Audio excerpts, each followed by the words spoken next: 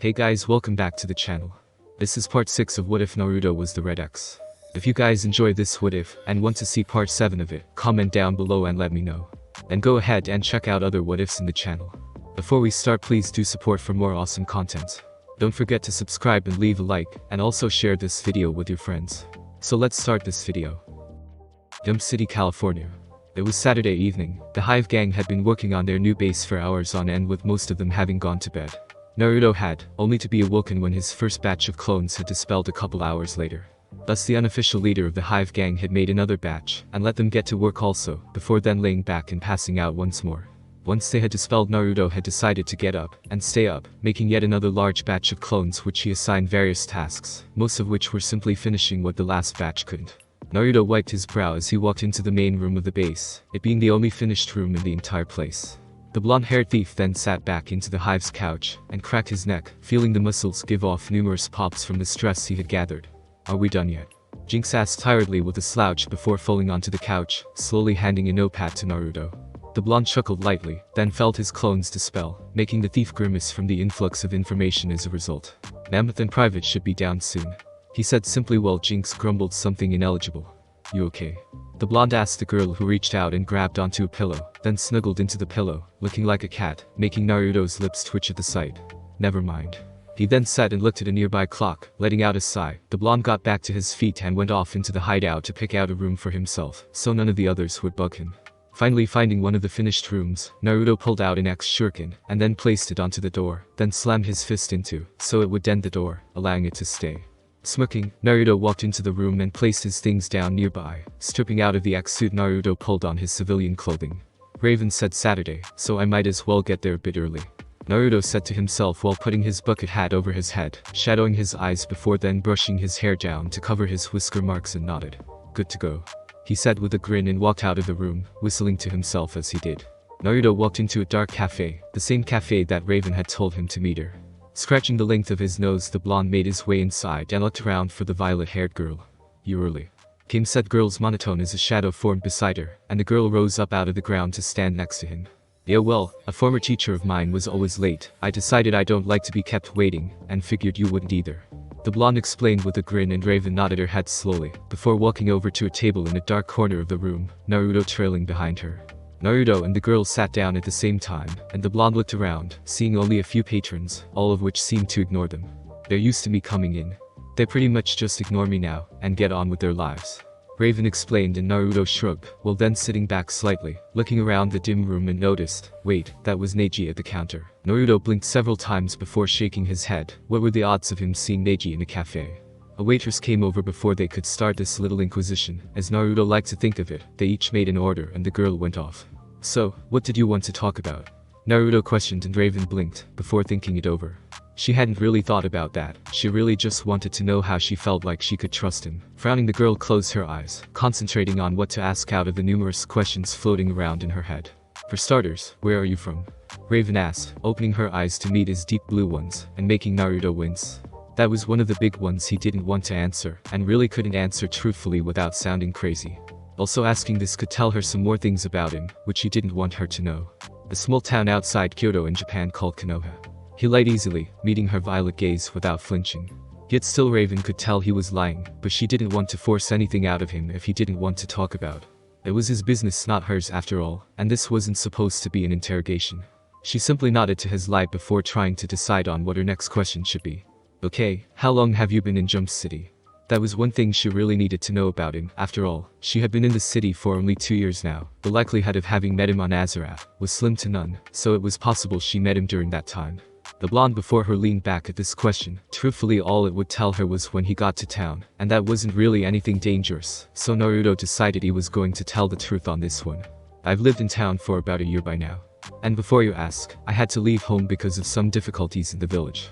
For some strange reason, the blonde-haired Nukenin felt like both Anko and Ibiki were interrogating him, and that was not a feeling he liked one bit. The answer to her last question was a little confusing to her at first. At least the reason for him to leave his home was. Why would he leave because of difficulties? No, what difficulties would force someone to leave his home? Maybe I should ask about that, she thought to herself, before speaking her question to the boy. What kind of difficulties would make you leave? Oddly, this sounded a bit like the story she had given the other Titans when she had first met them. To the blonde in front of her took a thoughtful expression at this, contemplating what to say to the girl. Sure, he could lie, but that would probably be a bad idea. She hadn't called him out on anything yet, but she was a telepath, so he decided he'd tell a half-truth this time around. Before he could start, a waitress brought both Naruto and Raven their orders, herbal tea for Raven, and green tea for the resident blonde. Well, for starters, I wasn't really well liked around there, mostly because of something that my dad did before I was born, which also got him killed. My mom died when I was still growing up, and my legal guardian decided to hide the fact that she was murdered from me, along with the inheritance I was supposed to get from both of them. Most of my early years I played a lot of pranks on people, the very influential ones around the village mostly, mainly because they deserved it. Naruto said, then took a drink from his green tea, sipping and wetting his mouth before then continuing. But the big nudge that got me to leave was when I caught my girlfriend sleeping with my best friend. If I hadn't have left, I'm pretty sure I would have killed both of them. So I decided I'd run away, taking only what I needed, along with a few scrolls and books about stuff like medicine and different styles of fighting. I even think some are written about ancient lore. Somehow, it felt good to be talking about this to someone. Well, he supposed everyone had to get something off his or her chest every now and again. Though it did help that he also felt a strange type of kinship for the gray-skinned girl. He smirked at that thought, before taking another sip of his green tea and leaning back. "You actually know how to fight?" Raven asked him, not really surprised by that fact, as it seemed everyone knew how to fight nowadays. No, she was more surprised that, from the sounds of it, he was practically an orphan from birth. And unless he was exaggerating, which she doubted, he was also not very well liked from where he was originally from. That, she could easily relate to, seeing as the monks of Azarath were the only ones who didn't treat her like a hellspawn, though her mother seemed to ignore her most of the time. He was somewhat like she was in some regards, but what exactly did his father do for that dislike to be passed to the young man before her now? Summon a demon or something? Yeah, my mom taught me a lot about defending myself before she passed. After that, the old fart that was watching me taught me some, but none of it was nearly as useful as what my mom taught me. Even if he was named after a great ninja, I don't think he was that great a man. I don't really feel like talking about him, though, so can we move on now? The blonde questioned as he was starting to get a little uncomfortable, which Raven could tell. The girl decided to give him some reprieve from her inquiry on his past, and ask about something else. "What kind of people did you hang out with to not be bothered by me?" "I find it would be hard to hang out with anyone that would make you used to someone like me," Raven asked, then explained, expecting an answer that would be kind of strained. What she got was one of total truth, however, which was surprising. "Oh man, let's see, 2 cousins who didn't really know each other too well, one of whom used to stalk me all the time. These 3 little kids who always thought of me as their leader or something. Then there was an egomaniacal emo with a group of fangirls I thought was my best friend. Then there was this really violent trio of siblings, the youngest of which was kind of a sociopath. A brunette girl that was almost completely obsessed with sharp pointy things. The blonde-haired girl whose family was mostly shrinks, with her pink-haired bitch of a best friend," Naruto said, before taking a quick breath of air to continue, leaving a slightly stunned Raven to listen. "The quiet guy who loved bugs a lot. Then this guy who never seemed to go anywhere without his dog. A lazy kid who was actually a genius with his really big-boned food enthusiast friend. Not to mention a sadistic woman who loved snakes too much, a father and daughter who worked together in a little food stand. A bowl haircut guy who loved to spar and his mini-me, a chain smoker, a red-eyed tease, and a very lazy, very late, very perverted one-eyed sensei." That last one on that list, the blonde had almost hissed out with anger, before taking his last sip and finishing his green tea. Raven was almost reminded of the silver-haired guy in the bookstore by that last one, but for some reason couldn't really tell. She then looked up at the clock on the wall behind the counter, only to notice that it was now past 10. She needed to get back to the tower before the others started to get really worried, or come looking for her, and say she had a boyfriend. Just as she was about to leave, the door to the cafe opened to show Cyborg and Beast Boy both standing there, looking around the room for her. They were surprised to see her sitting there with a kid their age in a bucket hat and red t-shirt. Hell. They were surprised to see her sitting there with anyone, but the fact that it was a guy, and she was looking at them wide-eyed, made them start to think. However, the blonde then stood up and looked at her friends with a smirk, before then turning back to her and speaking to her in a hushed yet amused tone. "I got to get going, my roommates are expecting me back in another hour. If you got the time, I'll see you next week, Karasu-chan." With that, the blonde puts some money on the table and leaves through the front door. "Wait a minute, Karasu-chan. Isn't that what X called me?" The violet-haired girl thought to herself as she watched the blonde leave. "Hey, wait," she called out quickly, getting up to follow him out the door, only for it to look as if he had somehow disappeared completely. Raven. Was it your secret boyfriend or something?" Came the amused voice of a certain metal man from behind the girl, as surprised as BP that she was in a cafe with some guy. She didn't answer his question, however. Instead, she summoned up a shadow and let it envelope her before it disappeared into the floor with her in it. She arrived at the tower quickly, and 10 minutes later, Raven was sitting on the couch reading a book and ignoring anyone around her, while Starfire was messing around in the kitchen yet again, and Robin was flipping through the channels on the TV with a bored expression. When Cyborg and the Green Idiot finally walked in. "Hey Star, guess what we saw?" Beast Boy says with a wide grin on his face, getting the attention of the others save Raven, who twitches. If anyone had bothered to look at her, they'd have noticed that she was suddenly holding her book a little too tightly in her hands, and that she was somehow bending the hardback book's cover. "What is it, friend Beast Boy?" the orange-skinned alien girl asked without even looking at him, or the smirking half-bot at his side. The two guys near the door move in front of the TV, before they give the victory sign to each other, making Rabin slap his face, wondering what stupid thing they're going to do next that will somehow anger Raven, with both hands and start dancing and chanting. "Raven's got a boyfriend. Raven's got a boyfriend. Raven's got a each." They both scream at the same time as the blue-clothed girl whacks both of them on the head with her rather large book, using her powers to make it hurt them more. They look at her with wide, and very scared eyes, as she seems to loom over their terrified forms. Her eyes, which are normally violet, seem to have a red on the border between her iris and sclera, and was twitching wildly. "He is not my boyfriend."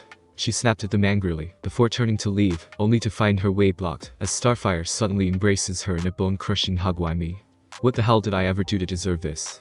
Raven couldn't help but wonder to herself, as she could almost swear she heard her back start to crack, while Starfire went on and on about how glorious it was that Raven had the boyfriend. Why did this have to happen to her, whenever she was near a guy for a prolonged time outside of the tower? Especially seeing as he wasn't her boyfriend. High 5 HQ. Naruto whistled lightly as he walked past the genetic scanner that the tiny terror, Gizmo, had set up the night before, so that the group wouldn't have to worry about anyone trying to use the front door at least. As soon as he walked in, it was to see the sight of both Mammoth and Private HIV asleep at a table across the room from him, with their heads sideways and rules sliding out of their mouths and coating the table. Kid Wicked was asleep as well, only he was in front of the couch with his head leaning back against it. And last, Jinx was still asleep on the couch, snoring softly with her head tilted to one side. "I really got to stop working these guys so hard. Maybe I'll give them a break tomorrow. Nah, they can take it." The blonde thinks to himself as he takes off his bucket hat and heads towards the room marked with the red X symbol on the front, and rolls his eyes. Opening the door and sticking his head inside, Naruto sees a bed within, though is lacking any sheets or pillow, so either someone was really bored while they were working, or Jinx was just trying to thank him for the rescue he'd managed the other night, and had set it up for him. Either way, I really got to remember to thank someone for this. He thinks to himself with a slight smile, tilting the sides of his lips upwards, before then stretching with a yawn, and getting out of his civvies, and into something more comfortable. Once he has finished that, the blonde flips down onto the bare mattress of his bed, and bounces once before crossing his arms behind his head, and letting out a sigh. Titan's Tower. Starfire was not in a good mood, contrary to what most think. She has worries, and one of her biggest worries is for her sister Blackfire. The worry is due to the simple fact that the Centauri police, for stealing a Centauri moon diamond, had arrested the older girl. But according to a report sent to her from Galfor, her sister is heading directly towards Earth once more. Sighing, the normally chipper girl floats around her room, trying to decide what to do. Should she tell her friends about Blackfire?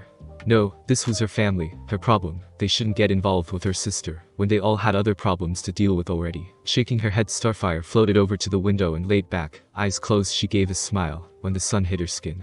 The warm feeling she got was really just her body absorbing solar radiation and storing it for later use, but it still felt nice to the Tamaranian princess all the same.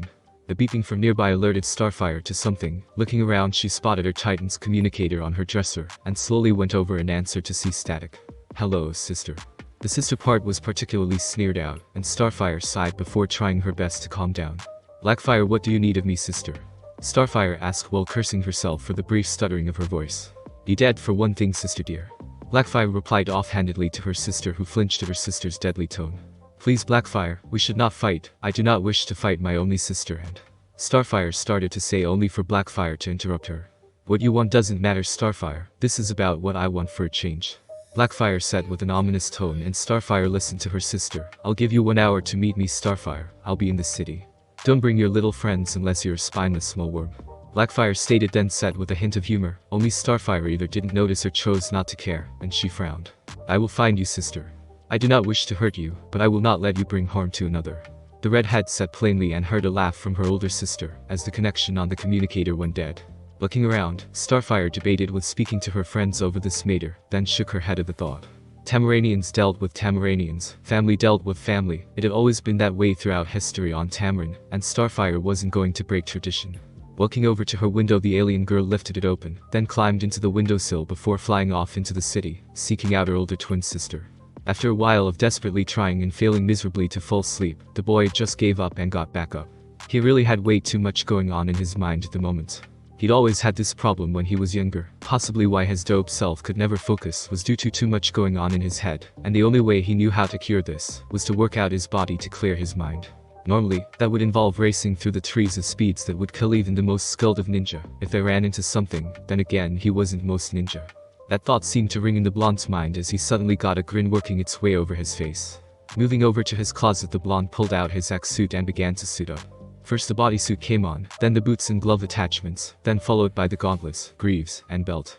The blonde attached his shoulder guards and sword sheath next, then finally looked down at his helmet's masked eyes before opening it and pulling it over his head.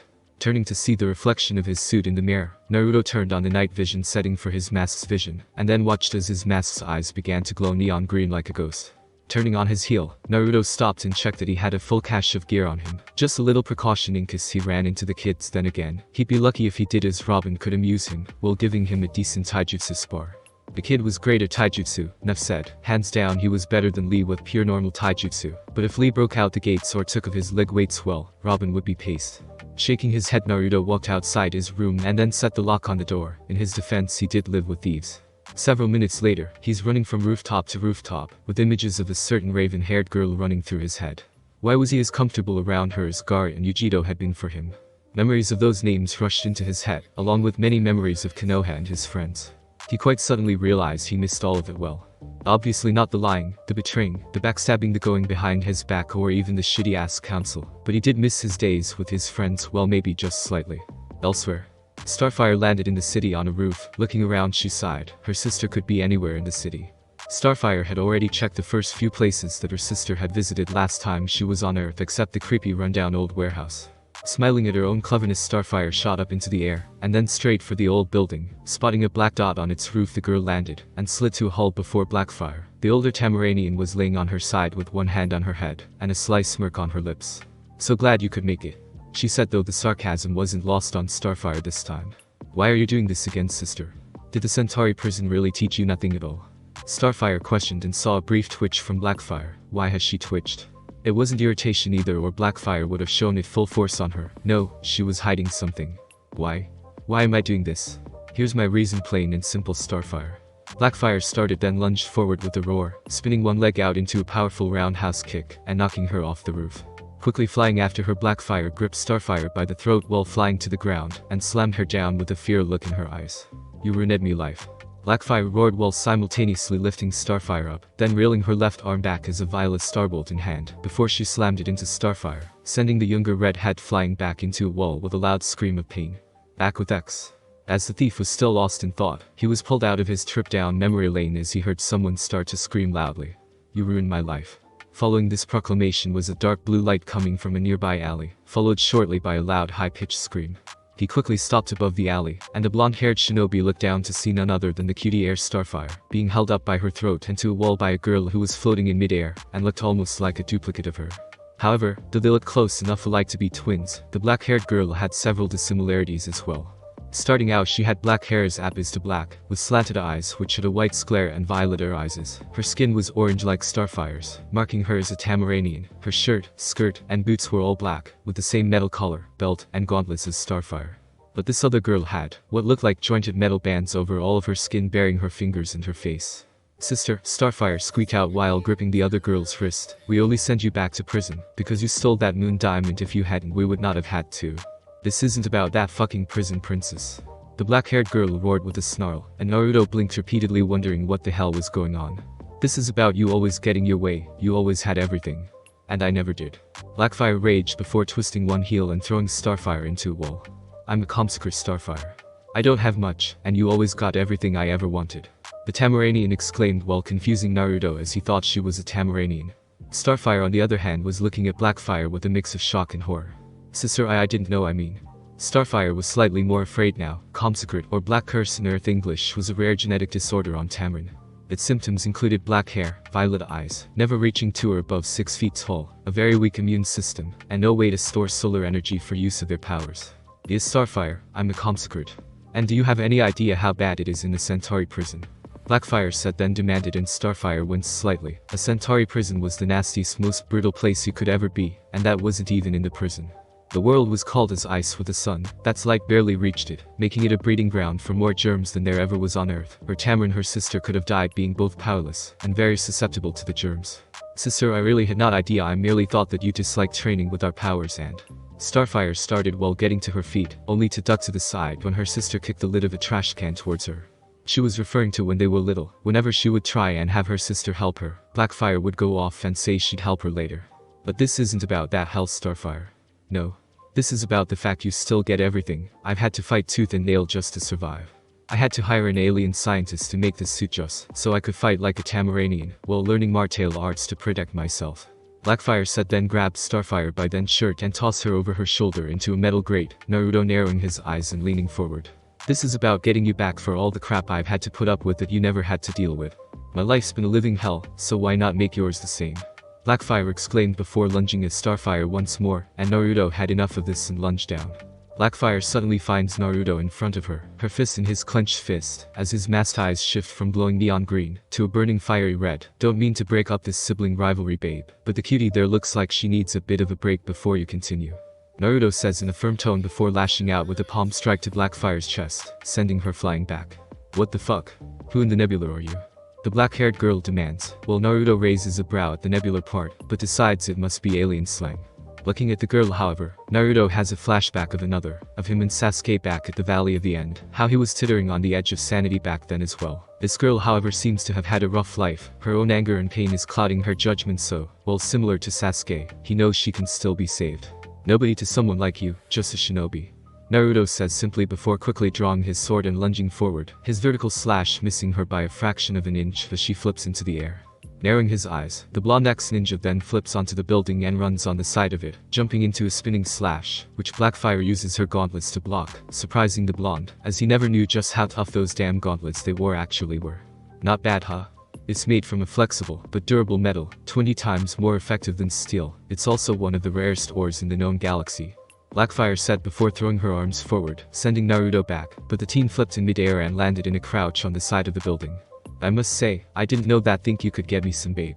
Naruto questioned with a sly smirk and was greatly surprised when the girl smirked back. She looked thoughtful before looking down with a smile. Maybe if you be good and move so I can get rid of Starfire over there. She offered, and Naruto blinked several times. Well, damn, a girl who flirts back. Sorry, babe, she may not be my type, but the cutie's too damn cute to just let you hurt her. The blonde said with a shrug, seeing Blackfire frown before charging a dark bolt in both hands and lunging at the masked blonde. Then I'll just have to make you get out of my way then. Blackfire roared before lunging at the masked teen, slamming her fist into the building, causing a large chunk to fall towards Naruto. Aw shit. The blonde thought before teleporting out of the way and to the roof. Taking a second to catch his breath, Naruto finds the girl's fist connecting with his face and sending him skidding back. Alright, no more Mr. Nice Guy. Naruto then thought to himself before flipping back to his feet and swinging his sword into his sheath. Taking a breath, the blonde then formed into a fighting stance and saw Blackfire smirk. I am a master of over 5 martial arts. Do you honestly think you can stop me with your bare hands, if a sword wouldn't cut it?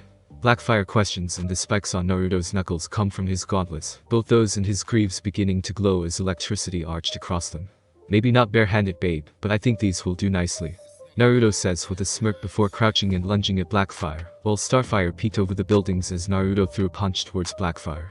The alien girl twisted to the side, however, and smirked as she ducked into a low sweeping kick, knocking Naruto off his feet and to the ground.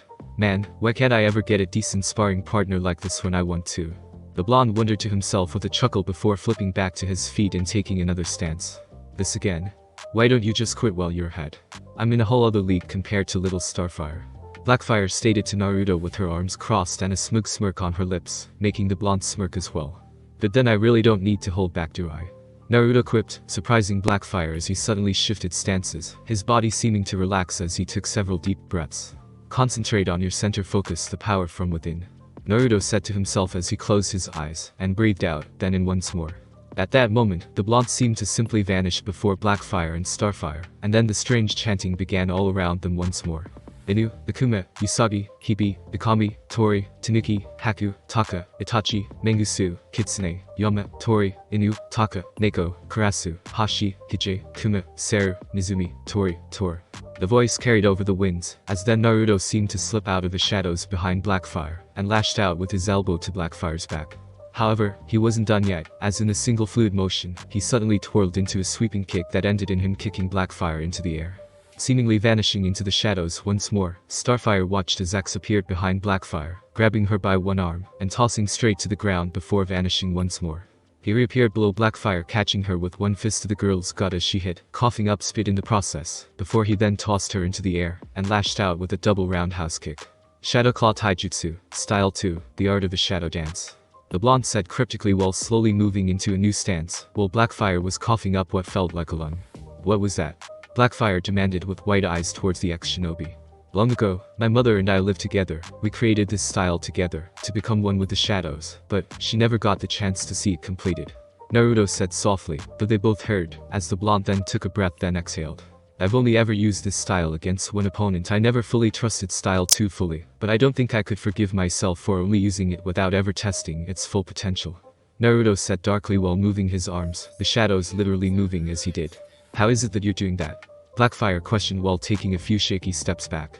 My style is rather unique. Instead of focusing on strength of body, I focus on strength of mind. Using the fears of another is simple, when you can read them like an open book, which is why this is style 1, the art of true fear.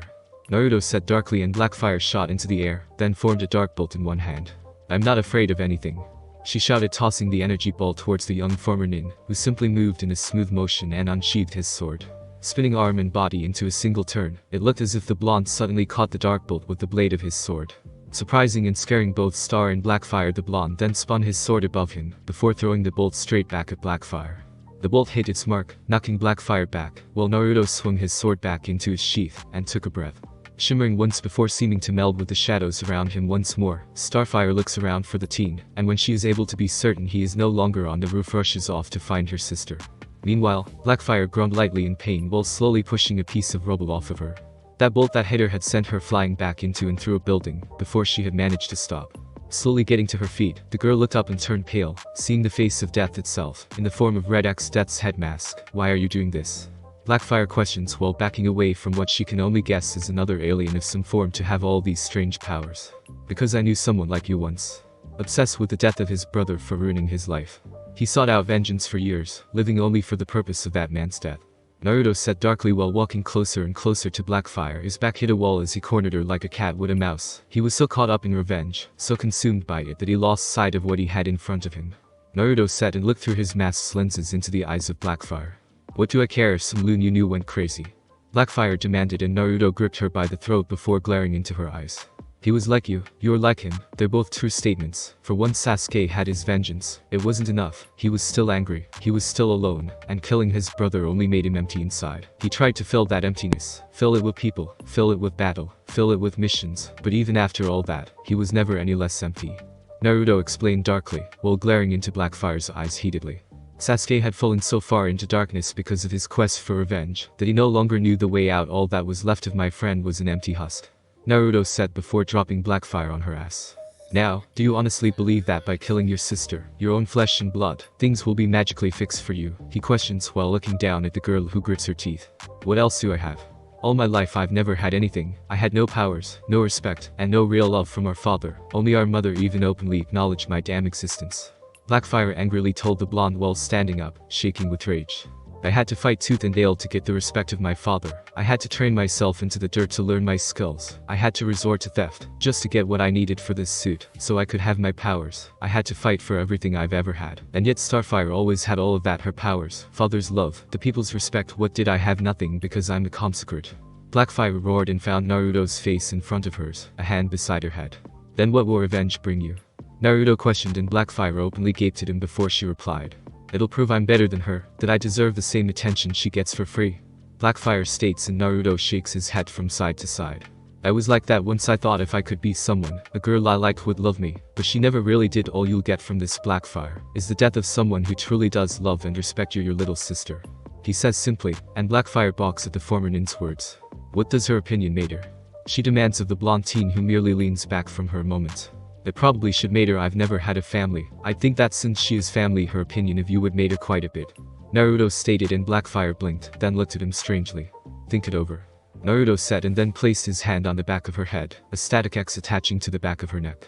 The device activated as soon as it had, the girl's eyes whitening before rolling to the back of her head, as Naruto caught the now unconscious fallen princess.